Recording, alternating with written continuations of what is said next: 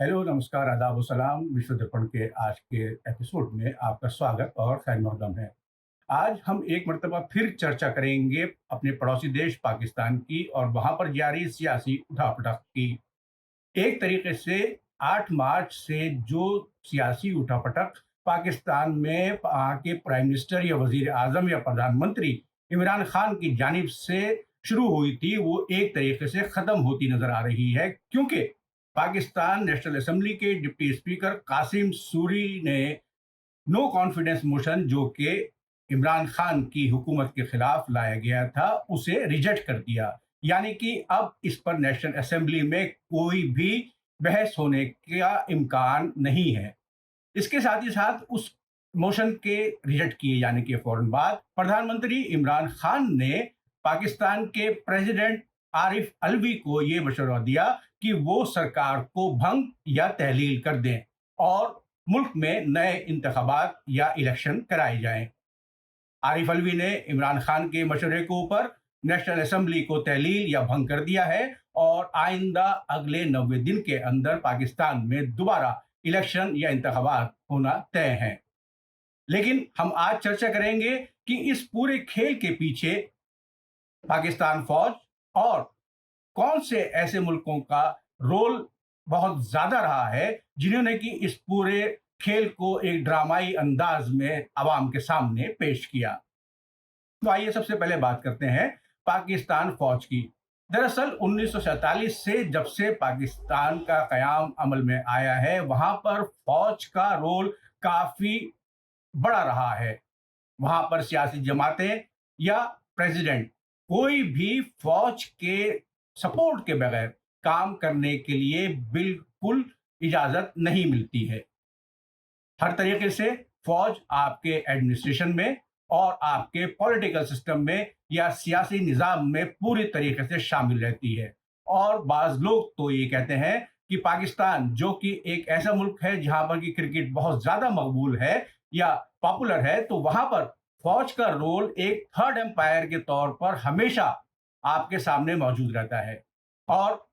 Political analyst और security एनालिस्टों का कहना है कि हम इसे एक डीप स्टेट या एक ऐसी गहरी हुकूमत से ताबीर कर सकते हैं जो कि आमतौर पर किसी को नजर नहीं आती, लेकिन उसके धागे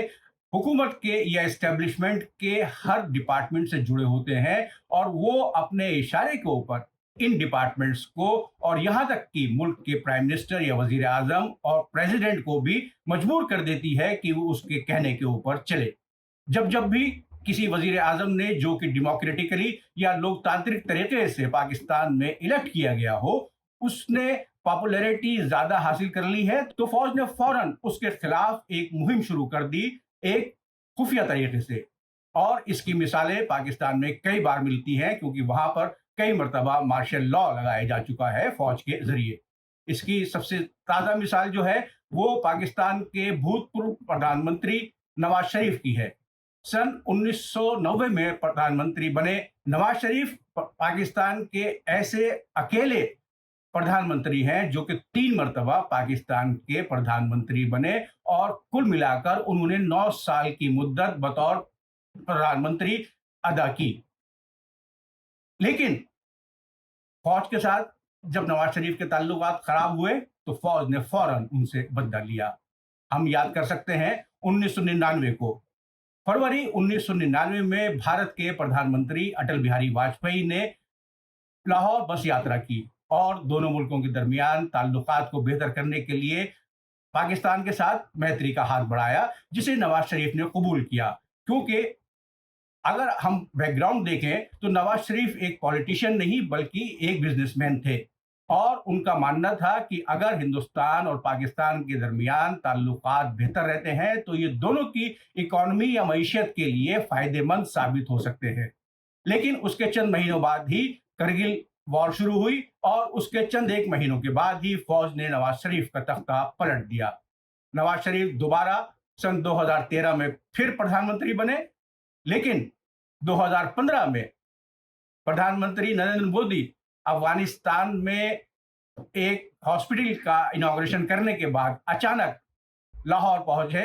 वहां पर नवाज शरीफ की पोती की शादी में शिरकत करने के लिए। दोनों नेताओं के बीच फिर एक गर्मजोशी का माहौल बना और ऐसा इम्कान लगा कि शायद हिंदुस्तान और पाकिस्तान के दरमियान ताल्लुकात बेहतर हो सकते हों। लेकिन फौज को यह बिल्कुल पसंद नहीं आया और सन 2017 में नवाज शरीफ पर पैनामा पेपर्स केस में शामिल होने की वजह से उनके ऊपर इल्जामात लगाकर उनकी हुकूमत को एक बार फिर गिरा दिया गया। अब जब सन 2018 में पाकिस्तान तहरीक इंसाफ के लीडर के तौर पर इमरान खान पाकिस्तान के प्रधानमंत्री बने, तो ये उम्मीद की जा रही थी कि पाकिस्तान शायद रास्ते पर आ जाए और वहां की हुकूमत, जो कि आमतौर पर बदनाम है बहुत ही करप्ट या बदउनवान होने की, वो अब ऐसे काम करना शुरू करें जिससे कि आवाम को उसका पॉलिसियों का फायदा पहुंचे, उस गवर्नमेंट के हर प्रोग्राम का फायदा आवाम को पहुंचे और आवाम की जेब में ज्यादा पैसा जाए।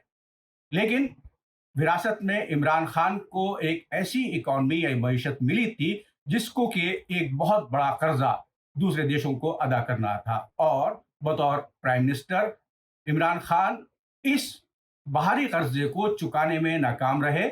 मुल्क में महंगाई बहुत तेजी से बढ़ती चली गई और साथ ही साथ मुल्क के कुछ रियासतों या सूबों में शोरिश भी पनपने लगी।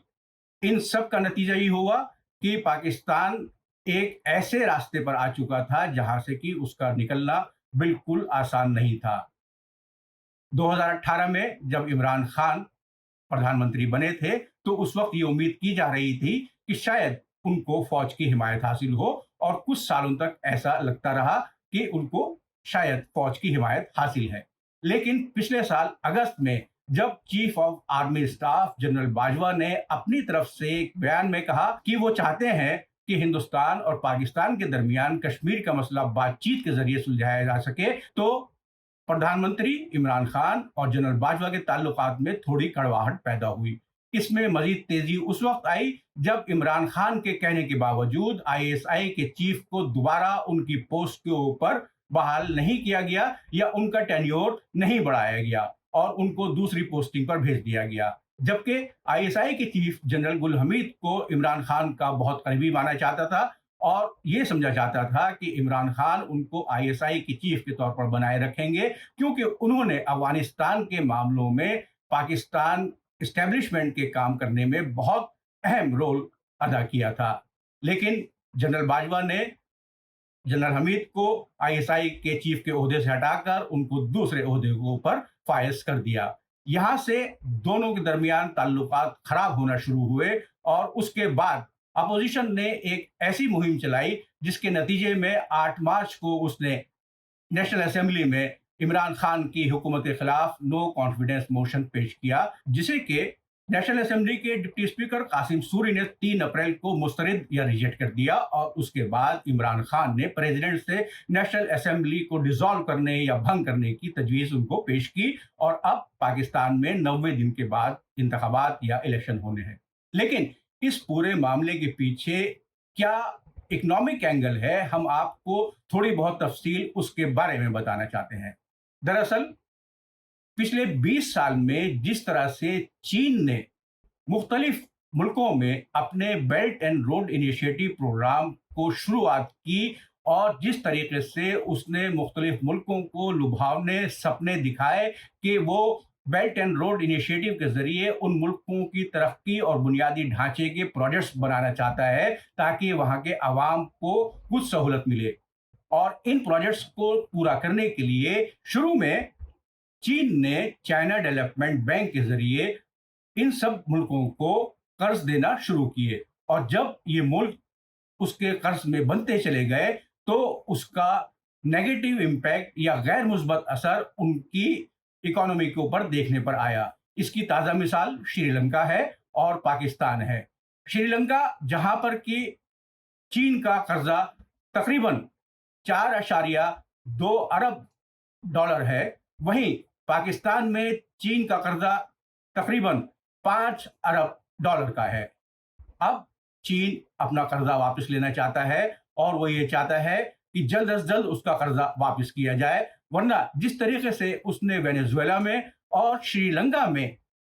जो पोर्ट जो कि उसके पैसे से बनाए गए थे वो अपने कब्जे में कर लिए हैं, तो उससे साफ ज़ाहिर है कि दरअसल इस पूरे प्रोग्राम या इस पूरे मंसूबे के पीछे चीन का इकोनॉमिक एंगल क्या है। वो दरअसल मुख्तलिफ डेवलप्ड कंट्रीज़ में ऐसे प्रोग्राम शुरू करता है कि वहाँ की हुकूमतें उसके जाल में फँस जाएँ, कि वो उनको कर्ज़ा देकर उनके मुल्क में एक ऐसा डेवलपमेंट का प्रोग्राम शुरू करेगा जो कि उस मुल्क की तरक्की के लिए बहुत ज़रूरी हो। लेकिन जिन शर्तों पर चीन ये कर्ज़ा उन मुल्कों को देता है, वो उन मुल्कों के फ़ेवर में नहीं होते, बल्कि वो चीन के फ़ेवर में होते हैं। और यहाँ पर मैं आपको ताज़ा मिसाल देना चाहूँगा, जैसा कि हमने आपको पिछले हफ़्ते के प्रोग्राम में बताया था कि चीन के फ़ॉरेन मिनिस्टर वांग यी हिंदुस्तान के दौरे के बाद नेपाल गए।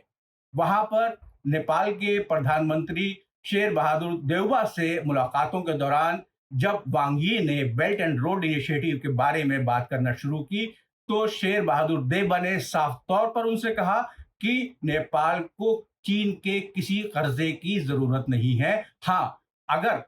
चीन वाक़ई में नेपाल की तरक्की या डेवलपमेंट की बात करता है और वो ये चाहता है कि नेपाल में डेवलपमेंट हो, वहाँ पे प्रोजेक्ट्स बने और शुरुआत हो, तो कर्जे की बजाय वो उसको ग्रांट्स दे।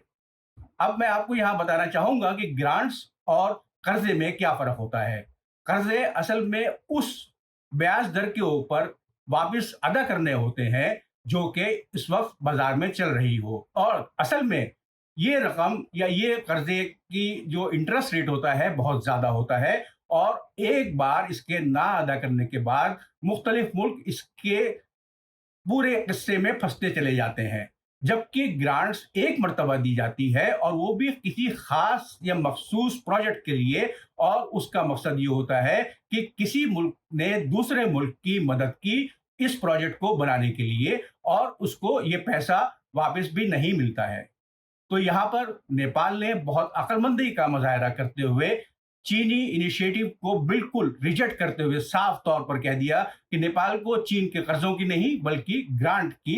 जरूरत भी नहीं है। और अगर यही स्टैंड साउथ एशिया के दूसरे छोटे मुल्क अपनाते, जैसे कि पाकिस्तान, श्रीलंका, मालदीव्स, बांग्लादेश, तो आज सूरत हाल बिल्कुल मुख्तलिफ होती। उम्मीद है आज के एपिसोड में मुहैया की गई जानकारी आपको पसंद आई होगी। अगले एपिसोड में आपसे फिर मुलाकात होगी। खुदा हाफिज, जय हिंद। मीडिया स्टार वर्ल्ड के और वीडियो देखने के लिए हमारे चैनल को सब्सक्राइब करें और सीधे नोटिफिकेशन पाने के लिए बेल आइकन दबाएं।